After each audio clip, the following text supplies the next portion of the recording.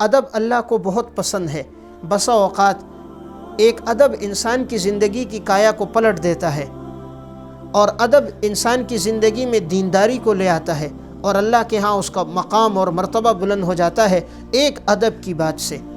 علامہ ابن عساکر رحمہ اللہ نے تاریخ مدینہ دمشق میں، اور امام رازی رحمہ اللہ نے تفسیر کبیر میں بسم اللہ الرحمن الرحیم کی تفسیر میں واقعہ لکھا۔ حضرت بشر حافی رحمہ اللہ، ان کی زندگی ابتدا میں جو گزری ہے وہ شراب و کباب میں گزری، دین سے بڑے دور تھے۔ خود اپنا واقعہ سناتے ہیں کہ ایک دفعہ شراب کے نشے میں مست میں جا رہا تھا، راستے میں چلتے ہوئے ایک کاغذ پہ میری نگاہ پڑ گئی، تو میں نے دیکھا اس پر بسم اللہ الرحمن الرحیم لکھا تھا۔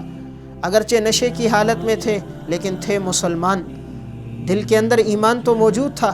فوراً ہی وہ کاغذ اٹھایا، گرد و غبار ہٹائی، کاغذ کو چوما، جیب میں ہاتھ ڈالا تو 1 درہم تھا، 1 درہم کی خوشبو خریدی اور کاغذ پہ خوشبو لگائی، اسے معطر کیا اور ایک اونچی جگہ پہ رکھ دیا۔ اب جب بشر حافی رات کو سوئے تو خواب میں دیکھا کوئی شخص یہ جملہ کہہ رہا ہے، ایک غیبی آواز تھی، یا بشر طیبت اسمی لأطیبن اسمک فی الدنیا والآخرہ، اے بشر تو نے ہمارے نام کو معطر کیا، خوشبودار کیا، ہم بھی تیرے نام کو دنیا اور آخرت میں معطر کر دیں گے۔ اللہ نے صبح ان کو ہدایت دے دی، اور پھر ان کو اللہ نے یہ مقام دیا۔